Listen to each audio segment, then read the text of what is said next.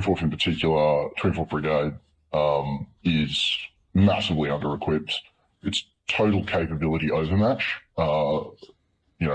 Wagner have Blue Force tracking drones, artillery, integrated combined arms attacks. They have numerical superiority, which means they can attrit the Ukrainians. They have infiltration teams. They're cutting off Ukrainian positions quite effectively. Effectively, the Ukrainians, in many cases, don't even have NVGs in some cases.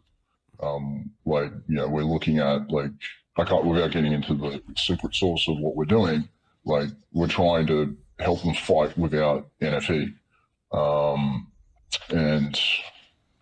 So to answer your question, that's probably one of the many things that isn't being covered. Yeah, well, there's a lot of talking points, I guess, in that. And I guess one of the big ones is, a lot of people are portraying Wagner Group as being, conscripts from jails and, being thrown in human waves for the lack of caring of human life, just at the problem. They're just throwing bodies at this without training or equipment or whatever. But you say, someone on the ground who's been there doing it, that they are a near peer to, I guess, Western forces, and have a match. Yeah, so it is somewhat true. So they do use a lot of conscripts. Two things are right at the same time. So Wagner themselves have taken very few casualties from what we've been able to tell. And they generally do infiltration attacks. They will use what they call their fresh meat. That's what they call their first echelon. Those are conscripts.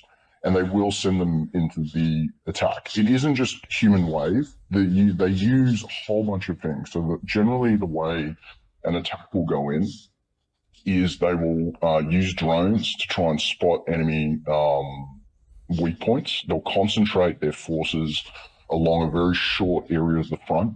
They'll hit it with artillery, and the Russians in general have artillery overmatch despite having inferior artillery because they have better ISR. So they have Orlan integrated into their individual batteries, whereas Ukraine does not do that.